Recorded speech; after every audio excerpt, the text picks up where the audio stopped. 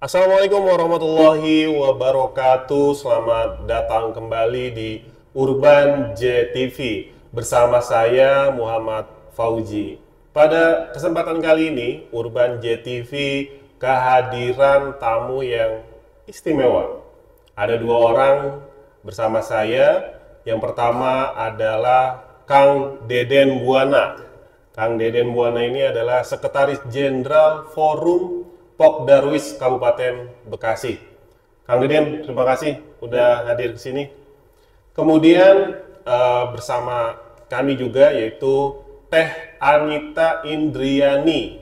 Teh Anita Indriani ini adalah Duta Promosi Pariwisata Budaya dan Ekonomi Kreatif Jawa Barat, Provinsi Jawa Barat.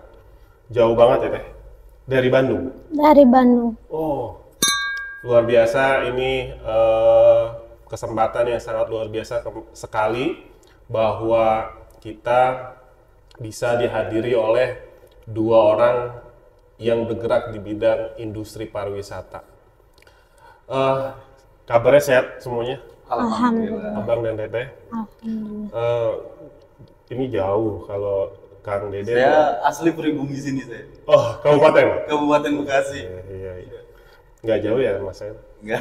Dekat kayaknya. Kali ini kita akan coba ngobrol-ngobrol sebetulnya terkait dengan industri pariwisata, dan Kang Deden ini Pokdarwis Forum Sadar Wisata. Forum Sadar Wisata. Forum Kelompok Sadar Wisata. Pokdarwis Kelompok Pokdarwis, Sadar ya. Wisata. Ada berapa itu Kang? Kalau Di yang kabupaten? saat ini Kabupaten Bekasi itu dari Pokdarwis itu hampir 20 lebih. 20 20 Pokdarwis Kelompok Oh, Sadar oke. Wisata yang sudah legalitasnya sudah resmi dari Dinas Pariwisata. Jadi memang Pokdarwis ini lembaga yang resmi di bawah naungan Dinas Pariwisata. Iya, betul. Oh, oke. Ada pusatnya juga Bang? Pusat kalau gitu sih kelompok, sebetulnya Pokdarwis ini kelompok sadar wisata. Jadi dari teman-teman pelosok-pelosok yang ada di Kabupaten Bekasi, ini mereka tuh sadar dengan wisata yang ada di Kabupaten Bekasi yang ingin wilayahnya itu maju. Jadi membentuk kelompok mulai dari ujung utara, insya Allah ujung utara sampai ujung selatan Kabupaten Bekasi itu ada.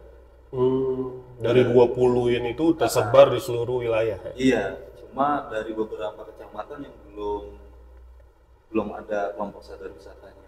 Oh, ada juga yang Iya, belum ya. ada juga yang belum. Berarti kalau untuk terbentuknya Pokdarwis itu harus ada destinasi wisata. Iya, karena syarat untuk menjadi kelompok sadar wisata ya harus ada tempat wisatanya. Kalau nggak ada tempat wisata berarti nggak sadar kan? Berarti nggak bisa misalkan buat Pokdarwis dulu, baru nanti orang yang ada di anggota-anggota Pokdarwis bikin destinasi wisata, nggak bisa. Nggak bisa. Jadi mereka kan sadar dulu nih ya dari Pokdarwis, pengertian apa sih Pokdarwis gitu, kelompok sadar wisata gitu. Ya mereka yang sadar gitu, membangun desanya atau membangun wilayahnya untuk dijadikan sebuah destinasi wisata. Kalau misalnya kelompoknya dulu, kadang-kadang gini, ini kelompok udah jadi nih, udah dibentuk, terus langsung kalau kata orang Sundanya mah kalau si Teteh kan nih, duta nih ya, tucing gitu ya. Habis dibentuk cicing gitu. Tapi bentuk diam. Jadi yang ditakut itu kayak gitu. Oh iya. Makanya harus ada destinasinya dulu nih. Tapi gini Kang, Bang, udah ada destinasi wisatanya, Iya. terus dibentuk Pokdarwisnya, terus nggak berkembang destinasi wisatanya. Nah, jadi dari pembentukan kelompok sadar wisata ini, Pokdarwis ini nggak sembarangan Bang. Jadi tuh dipilah dulu, terus nanti ada bimbingan dari Dinas Pariwisata, dan nih Dinas Pariwisata juga masing-masing ada bagiannya, gitu. Ada sub-bagiannya. Misalnya kalau yang pertama untuk membentuk Pokdarwis itu kita masuk ke kelembagaan, bidang kelembagaan. Jadi bidang kelembagaan dari Dinas Pariwisata ini nanti yang akan membimbing si calon kelompok sadar wisata. Oh, jadi ada tahap-tahapnya ya? tahap-tahapannya. Oh. Jadi nggak langsung pas begitu kita ngajuin ditandatangani gagal. Oh, jadi kita ngumpul 30 orang, Iya. terus langsung gitu? Nggak langsung ya? Enggak, Oh, tetap oke. itu kita ajuin dengan kesadaran masing-masing yang ada di wilayah tersebut, bahwa di wilayah tersebut pengen dijadiin potensi wisata gitu. Setelah itu dibentuk, legalitasnya diajuin langsung ke bagian kelembagaan dinas pariwisata.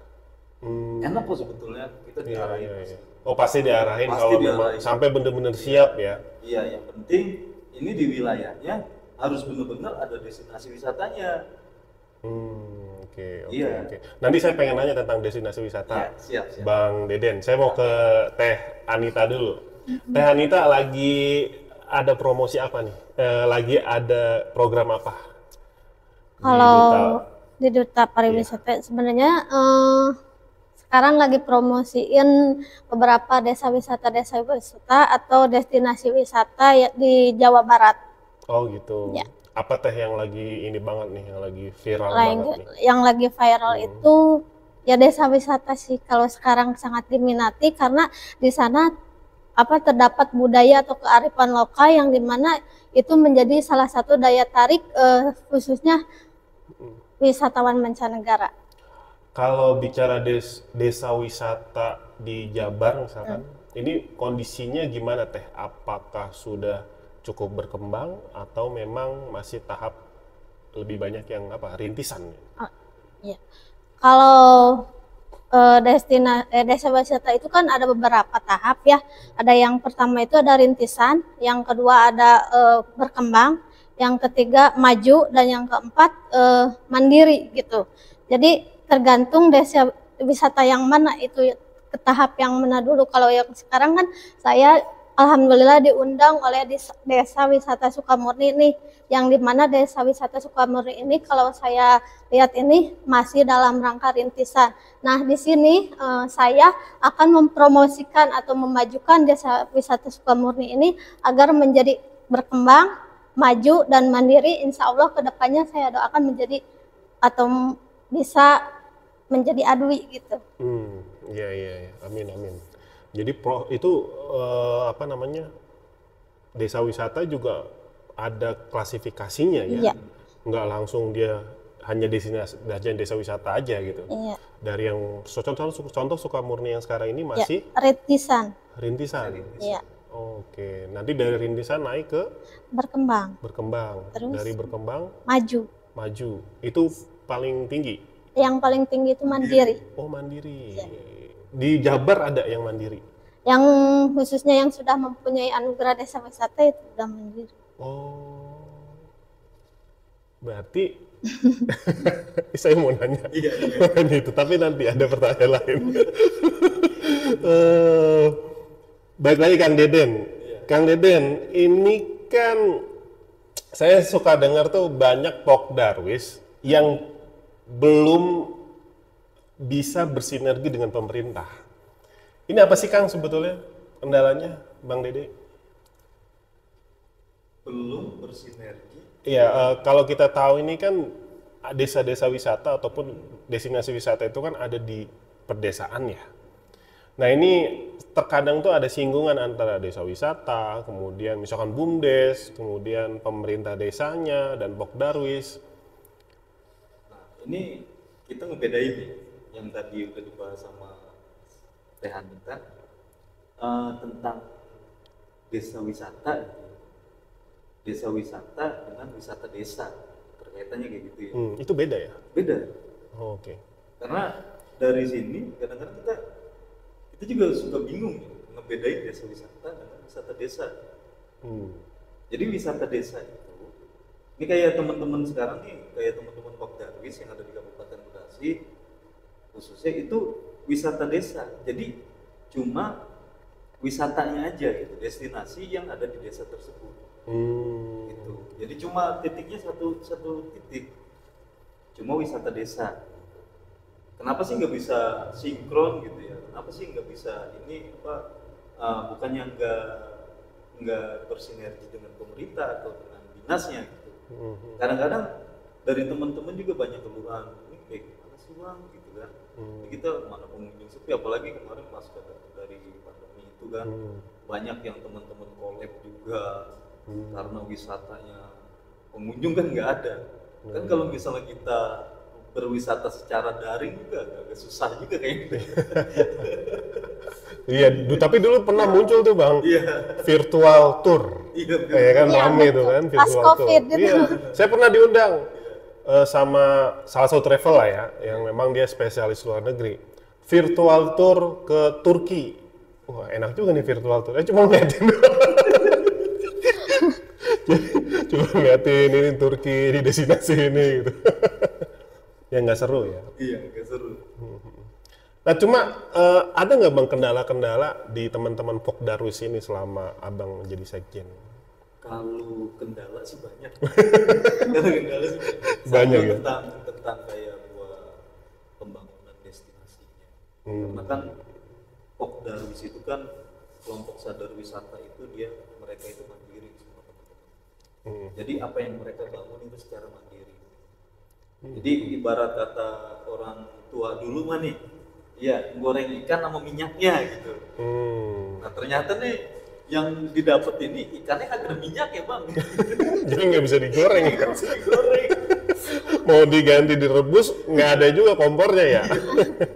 Nah, satu itu kendalanya buat pembangunan kayak infrastrukturnya. Nah, terus dari buat transportasi, buat tujuan. Karena kan kita sekarang begini, bicara dengan Kabupaten Bekasi adalah industri terbesar di Asia. Oke, iya. Iya. Tapi kan kita nggak nengok saudara-saudara kita yang ada di utara sana. Seperti apa sih saudara kita yang ada di utara? Oke lah kalau kita masuk ke bagian sini, bagian kawasan industri, asik gitu jalannya. Tapi kalau misalnya kita bawa ke wisata ke sana, itu yang tadinya perjalanan kalau infrastrukturnya bagus, perjalanan ya ditempuh 1 jam bisa jadi sampai 2-3 jam. Oh iya benar itu. Iya, Terus untuk pembangunan di destinasinya nih, di pembangunan destinasi karena faktor anggaran lagi. Mereka itu teman-teman dari kelompok sadar wisata itu kalau kata orang tua kita yang ada di dinas itu cantolannya gak ada. Nah ini juga saya masih bingung nih. Sebenarnya kayak gimana? Biar dapat cantolan gitu, biar teman-teman yang di bawah biar pada semangat lagi buat ngebangun destinasinya, terus tamunya juga datang banyak gitu. Ini kebetulan nih ada duta promosi di samping saya gitu. Iya, harusnya bisa membantu mempromosikan ya. Kita bisa kolaborasi lah gitu sama duta provinsi ya kan. Iya. Mudah-mudahan gitu kita. Tapi menurut Teh Anita itu dukungan pemerintah untuk desa wisata itu gimana sih? Karena mohon maaf ya, karena saya tidak terlalu dalam nih untuk desa wisata, ada ahli-ahli desa wisata nih, khususnya Kang Deden. Kalau saya melihat dari kacamata saya sendiri sih, mengasih saran aja sih nggak apa-apa ya. Nggak apa-apa. Untuk lebih mendukung para desa wisata ini, khususnya bagi para perintis nih, karena kalau saya lihat permasalahannya itu dari perintis ini soal tadi anggaran. Oh gitu, iya.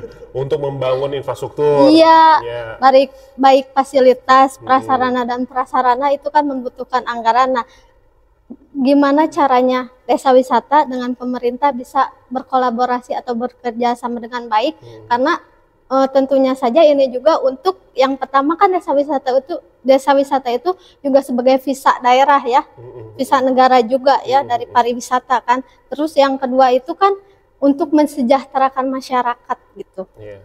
Iya, betul ini Teh. Saya juga pelaku pariwisata. Cuma pariwisata yang justru memberikan devisa ke negara lain gitu. Nah kita juga pengen sebetulnya gimana ini devisa ini jangan sampai keluar gitu, tetap ada di daerah kita, kelahiran kita gitu. Makanya salah satu tujuan kenapa mengundang Bang Deden, terus Teh Anita, bagaimana khusus ya, karena memang kita ada di Kabupaten Bekasi, ini wisata yang ada di Kabupaten Bekasi itu berkembang. Tapi menurut Teh Anita, minat wisatawan terhadap desa wisata itu gimana sekarang? Yang kebetulan saya juga sebagai seorang tour guide ya, kalau melihat dari perkembangannya untuk wisatawan nih, mancanegara itu sekarang sangat tertarik sekali untuk ke desa wisata karena apa? Yang pertama itu kearifan lokalnya, budayanya. Nah, itu yang harus kita angkat itu budayanya yang pertama, kearifan lokalnya. Karena mereka keluar ini kalau misalnya keindahan kan alam seperti itu misalkan sudah biasa ya. Tapi kearifan lokal itu, kebudayaannya yang pertama itu. Dan mancanegara itu ya khususnya mancanegara dan Nusantara itu yang paling menarik itu itunya budayanya. Iya. Makanya tadi Kang Deden juga pernah ngomong yang namanya desa wisata itu nggak melulu tentang atraksi ya Bang. Iya. Jadi budaya itu juga masuk dari bagian desa wisata ya. Karena itu salah satu dari tiap-tiap tempat itu mempunyai kearifan lokal atau adat istiadat dan aturannya itu yang berbeda-beda gitu. Nah, keunikannya itu di situ. Tadi Bang Deden bilang support untuk pengembangan desa wisata itu yang banyak juga dikeluhkan. Kalau menurut Teh Anita, aspek lain ada nggak yang jadi kendala bagi desa wisata? Ada sih. Ngomong aja Teh. Yang jadi kendala kan yang tadi ya, anggaran yang pertama. Kalau saya melihat gitu dan sharing-sharing juga sama seorang yang desa wisata di sana, yang pertama tuh anggaran. Ya, tentunya. Terus yang kedua itu faktor SDM-nya.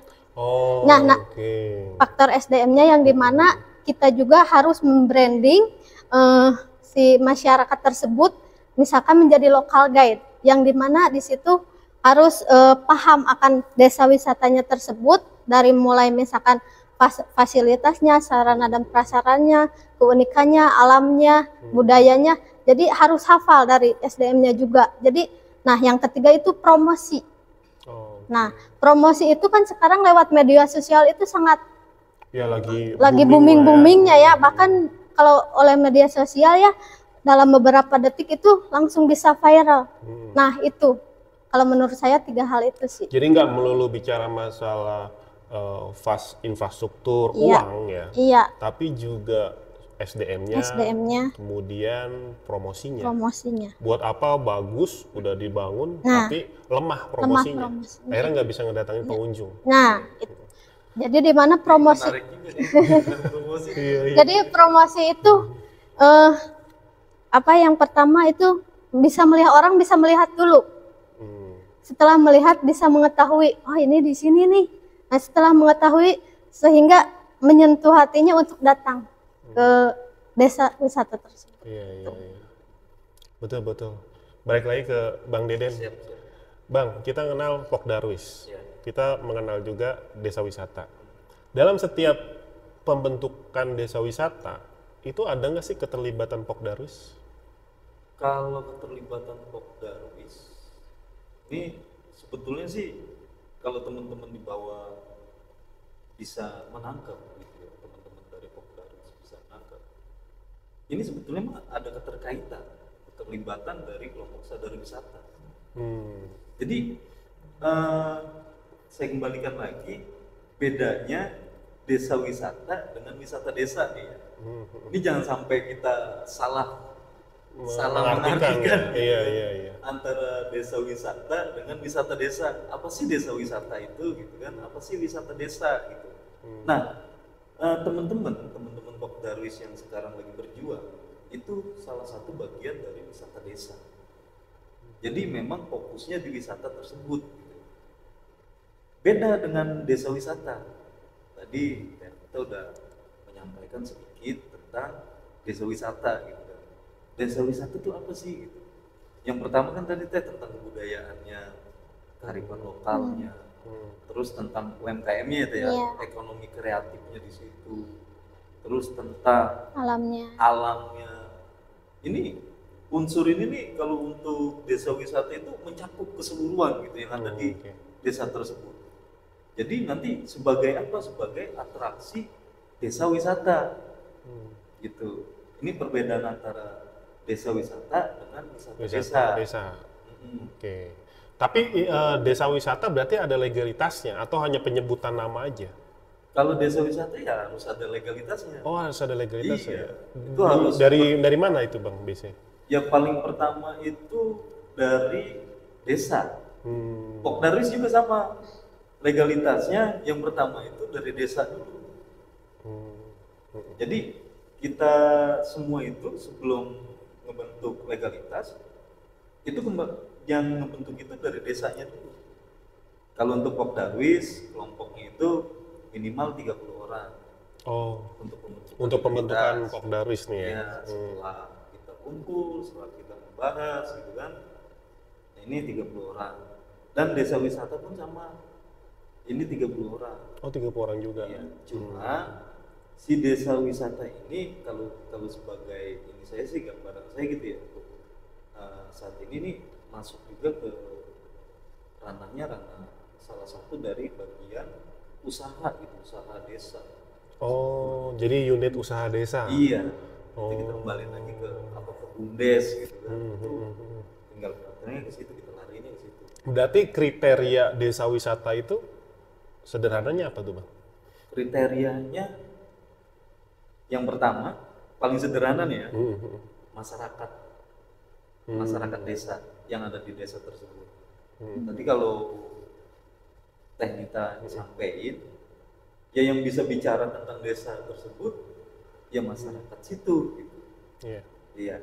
Setelah adanya Pokdarwis, sederhananya sih sadar dulu sih. Ini masyarakatnya sadar dulu nih, sadar tentang potensi desa wisata. Terus kita kembangin dulu tentang SDM-nya, tentang sumber daya manusianya. Ini wisata nih kayak gini, nanti bakalan ngasilin begini. Setelah adanya desa wisata, nanti tuh kita ekonomi kita nih bakalan banyak yang jualan, bakalan banyak yang UMKM bakalan meningkat, gitu kan. Kebudayaan kita yang ada di desa tersebut bakalan terangkat. Iya, seperti contohnya kayak zaman dulu tuh kalau orang-orang Bekasi bilang itu kita sering ngadain namanya babaritan. Apa itu Bang? Babaritan itu kayak sedekah bumi. Oh, gitu. Mau nyawa itu kan itu masih ada. Oh iya. Kalau mau nandur ya, itu pasti harus selamatan dulu. Tapi kan sekarang kan udah nggak ada. Jarang. Sekarang mau nandur aja. Nandur aja. Anak sekarang tanya aja nandur tuh apa sih? Belum tentu tahu sih ya. Iya, mungkin terakhir kali saya. Padahal nandur itu kan kalau bahasanya kan nanam mundur. Iya, nanam mundur ya, disingkat nandur ya. Itu kalau uniknya itu masuk ke paket atraksi desa wisata. Hal-hal yang kayak begitu tuh. Itu petani nandur itu atraksi? Iya, atraksi menjadi salah satu daya tarik mancanegara yang saya bilang. Oh gitu ya? Iya. Oh, itu unik ya buat banyak untuk sebagian orang ya? Iya. Oh. Luar biasa. Kotor-kotoran di sawah itu unik. Jadi kita nggak usah mikirin misalkan usaha destinasi yang naik apa gitu. Iya. Nah, kembali ke alam sekarang. Termasuk kayak kita nanam bunga-bunga. Nah, gitu. Itu edukasi. Nah ini Bang, ini agak sih, tapi bisa dijawab. Apakah Dinas Pariwisata sejauh ini sudah serius dalam pembinaan desa wisata di Kabupaten Bekasi? Pembinaan desa wisata? Iya, pembinaan desa wisata. Kalau untuk keseriusannya mungkin baru beberapa persen. Karena kalau yang kemarin itu yang katanya itu yang baru beberapa desa yang sudah masuk di desa jaringan desa wisata. Itu baru ranahnya mereka saja yang berguna. Saya sih berharap begini, meskipun teman-teman dari Pokdarwis yang sudah ada destinasinya, jangan berkecil hati untuk membangun desa masing-masing. Jadi nggak harus dibina dari pemerintah. Yang penting kita sadar aja tuh. Sadar, namanya juga Pokdarwis. Kelompok sadar. Iya, kita sadar aja. Jadi kalau udah sadar tuh sebetulnya dia dengan sendirinya melakukannya. Nah. Iya, yang baik untuk wisatanya ya. Iya. Ikhlas. Makanya kan tadi yang udah disampaikan kita itu ada desa Kembang, Maju, Diri. Berarti desa wisata berapa sih di kabupaten? Di kabupaten sekarang itu yang masuk ke dinas pariwisata itu. Cuma kemarin ada yang muncul gitu. Ini yang unik itu saya dari Teanita nih, ini pengen melihat langsung gitu. Yang mana nih? Desa wisata yang baru muncul ini. Sukabumi. Oh, yang Sukabumi. Iya. Saya tertarik sekali karena di situ banyak sekali keunikannya itu baik dari alamnya, UMKM-nya, ekonomi kreatifnya, terus dari juga budayanya, terus semangat anak muda Karang Tarunanya untuk membangun desa wisata tersebut sangat semangat sekali gitu, sehingga saya langsung tertarik gitu ya. Jauh-jauh dari Bandung, Iya. pengen lihat desa wisata Sukabumi. Berarti ada di desa Sukabumi, Iya. Kecamatan Suwakarya. Hari. Oh, berarti dari sini nanti mau ke sana ya? Iya, insya Allah. Luar biasa. Berarti dari 5 desa wisata itu salah satunya Sukabumi. Sukabumi. Berarti dari 20-an Pokdarwis itu nggak semua juga desa wisata? Bukan. Oh. Yang masuk itu kan di dalam desa wisata yang sudah ada dari desa kayak Cirangon itu Kampung Hulu. Oh iya, yang di Cikarang Timur ya? Iya. Terus Pesona Manajaya. Pesona Manajaya itu yang ada di desa Manajaya. Kebetulan itu sekretarisnya saya juga. Oh gitu. Sekretaris Pokdarwis itu saya di sana. Gitu. Desa Pesona Manajaya. Terus ada dari Kertarahayu. Kertarahayu itu kampung kita. Terus ada dari Garanti desa masuk ke di dalam ya desa juga. Jadi yang sekarang ini yang difokusin dari dinas itu ya baru yang masuk dalam jaringan desa. Dan yang unik itu sampai si Teteh Duta yang datang dari Jawa Barat. Ini yang justru yang nggak masuk di jaringan dinas yang udah dicatat dinas gitu. Ini mau kita tertarik gitu. Ada apa sih? Sukabumi ini ya? Iya. Sukabumi saya juga sampai kaget gitu. Luar biasa gitu kan. Iya. Tapi gini, Bang Ahmad Heri, ini pertanyaan berdua ya sekaligus. Apakah wisata di Kabupaten Bekasi itu sudah cukup representatif untuk masyarakat luar? Contoh begini, kalau kita mau ke wisata Bandung misalkan, ya orang Bandung, orang Bogor yang punya wisata itu banyak juga tuh orang Jakarta, orang Bekasi. Nah pertanyaannya, apakah orang luar, ini mungkin ke Bang Dede nih ya, yang pelaku di kabupaten ya, apakah orang luar nih, orang Cirebon, orang ini sudah mau datang ke Kabupaten Bekasi? Orang luar Cirebon. Orang luar Kabupaten Bekasi. Orang luar Kabupaten Bekasi. Apakah udah sudah ingin aku pengen ke Bekasi tuh wisata itu gitu? Jangan orang luar Kabupaten Bekasi. Mancanegara aja udah turun di ujung utara Kabupaten Bekasi. Oh gitu ya? Udah. Oh. Jadi uniknya kita itu kalau utara itu dikelilingi dengan ekowisatanya. Dengan makhluknya, dengan satwa endemiknya. Jadi yang dari mancanegara ini kunjungan waktu itu saya sempat mengunjungi juga kunjungan beberapa negara gitu ya, dari Jepang, ada dari Amerika, terus ada dari Belanda, ada dari Cina, ada dari ada lumayan. Pas itu saya nemuin di sana ternyata mereka itu kunjungan melihat wilayah yang ada di utara. Ini lagi-lagi promosi bagian promosi dari dinas pariwisata ini kayaknya kurang kayaknya. Promosi. Jadi sebetulnya potensi yang ada di Kabupaten Bekasi itu bagus.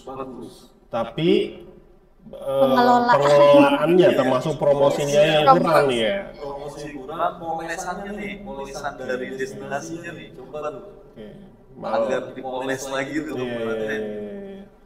Sampai kita ngedatengin duta promosi Jawa Barat buat datang ke desa wisata Sukamurni. Datang sendiri.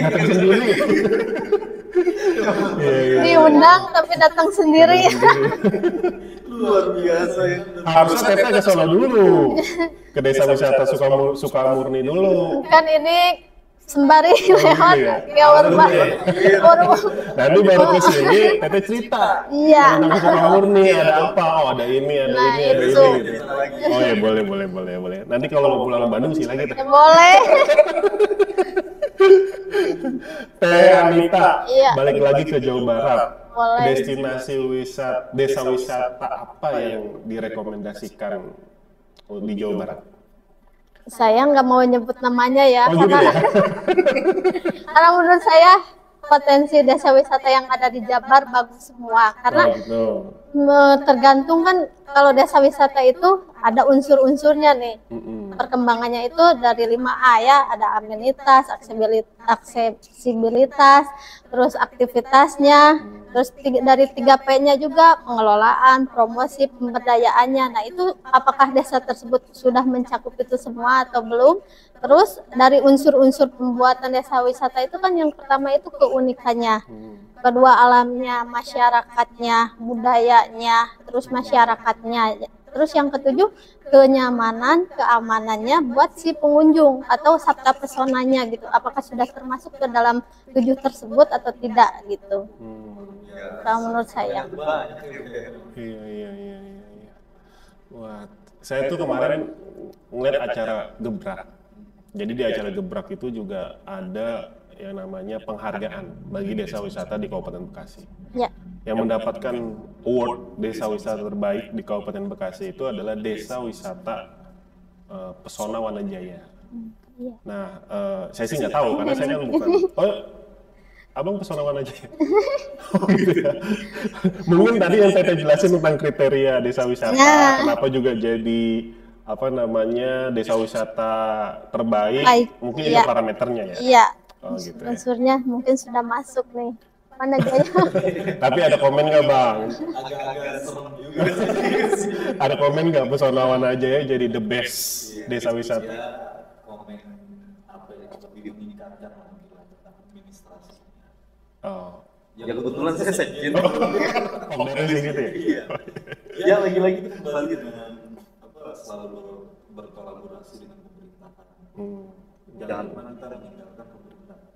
Ini pesan aja buat teman-teman semua. Kita karena tanpa mereka kita bukan apa-apa. Kita juga butuh mereka. Ibaratnya kalau kayak ini pemerintah itu ya sebagai orang tua tempat kita ngadu, tempat kita ini. Sedikit banyaknya ya kita memang harus berkolaborasi, harus sering kolaborasi, sharing. Apa sih yang dibutuhin, apa sih yang kita inginkan? Kita kalau bukan kepada mereka, karena kan mereka juga dari kita dan untuk kita. Kalau kita secara logika kita dari kita dan untuk kita. Setelah kita ngasih ke negara, kembali lagi untuk kita. Ini juga jangan pelit-pelit kita ngasihnya. Bang, terakhir, karena kita waktunya juga terbatas. Pokdarwis, kelompok sadar wisata. Apa pesan-pesan untuk masyarakat, khususnya di Kabupaten Bekasi, terkait dengan wisata di Kabupaten? Apakah kita juga mengharuskan semua masyarakat itu juga untuk bersama-sama mengembangkan wisata di Bekasi atau kayak gimana menurut abang? Kalau untuk masyarakat yang ada di Kabupaten Bekasi, pesannya ya kita bangun bersama-sama karena kalau sudah kita sadar dengan wisata yang tadi disampaikan dengan Tanita, insya Allah Kabupaten Bekasi itu bakal lebih bersih. Insya Allah Kabupaten Bekasi itu bakalan lebih nyaman. Insya Allah sama dan lain sebagainya karena itu masuk dalam fakta pesona. Oh, masuk Sejuknya, nyamannya, ketertibannya, ya kan? Itu masuk semua dalam fakta pesonanya. Insya Allah bakalan jadi destinasi kunjungan yang paling diminati. Karena untuk Kabupaten Bekasi sebetulnya sih kalau tentang budaya ya di Kabupaten Bekasi itu kita mulai dari kerajaan itu tentang budayanya yang itu dari kerajaan Tarumanegara. Itu pada abad ke-4. Sebetulnya kita tua gitu. Kerajaan tua. Itu kalau digali sejarah itu. Kalau digali sejarahnya kita gali lebih dalam lagi, kita tuh tua lah. Ini pas waktu itu ini cerita ya, cerita saya. Iya.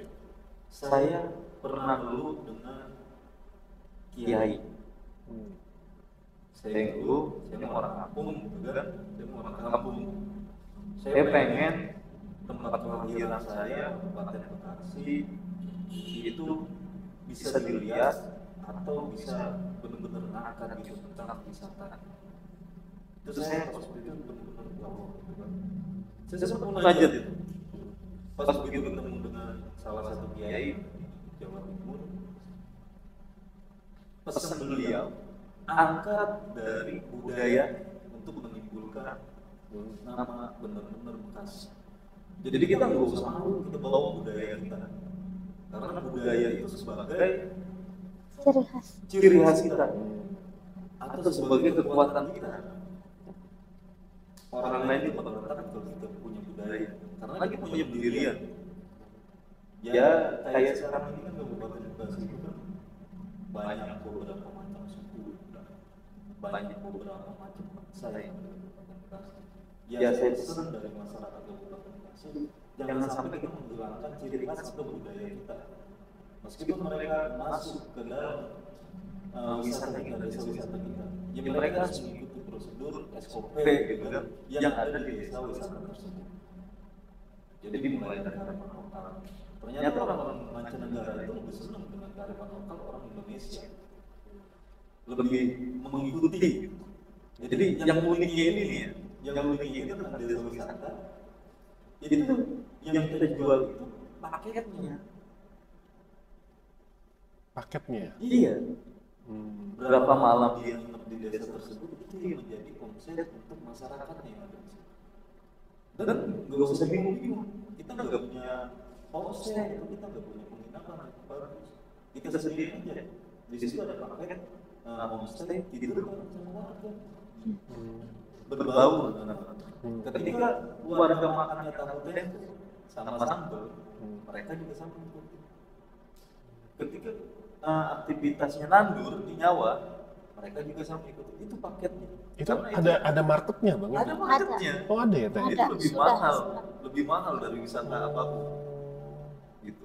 Jadi petani nandur dia ngikut nandur, dia ke kebun ikut ke kebun gitu. Ke kebun. Misalnya latihan silat, ikut latihan silat. Itu kan salah satu budaya. Iya. Menarik Bang Deden. Jadi intinya tadi apa? Budayanya. Budaya. Teh Anita sebagai duta promosi, kira-kira ada yang mau dipromosikan untuk wisata di Jawa Barat? Ya.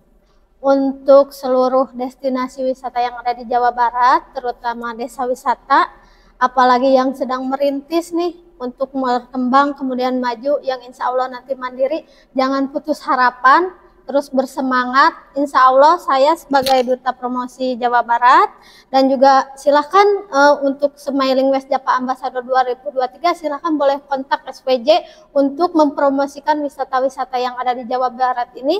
Kami sangat open sekali, kami sangat beruntung sekali, dan suatu penghargaan atau kebanggaan bagi kami. Kami tidak, istilahnya tidak berhubungan dengan sesuatu ya atau iya, tetapi kami juga mempunyai tanggung jawab untuk mempromosikan destinasi-destinasi atau desa wisata tersebut. Silakan hubungi kami, jangan sungkan-sungkan gitu. Siap. Wah luar biasa ini. Ya. Teh udah open ya, udah open untuk membantu mempromosikan. Iya, Ya. karena tujuannya untuk mensejahterakan masyarakat. Kalau masyarakat sejahtera kan kita juga bangga, Indonesia juga maju ya. Oh, betul, betul, betul. Iya, suatu destinasi desa wisata itu berkembang, tentu harapannya masyarakatnya juga ikut terangkat ekonominya ya. Dengan seperti itu ya kesejahteraan juga semakin luas. Bang Deden, Teh Anita, karena waktunya juga kita sudah ini cukup lama dan setelah ini Teh Anita juga langsung perjalanan lagi ya. Bang Deden juga ada agenda lainnya. Sekali lagi saya mengucapkan terima kasih atas waktu dan kesempatannya hadir di Urban JTV di studio kami. Ini luar biasa. Semoga apa yang kita sharing pada kali ini bisa menginspirasi banyak masyarakat khususnya di Kabupaten Bekasi dan khususnya juga di industri pariwisata. Itu aja dari kami perbincangan pada sesi kali ini terkait dengan industri wisata khususnya di Kabupaten Bekasi. Sampai bertemu lagi di lain kesempatan di Urban JTV. Assalamualaikum warahmatullahi wabarakatuh. Waalaikumsalam warahmatullahi wabarakatuh.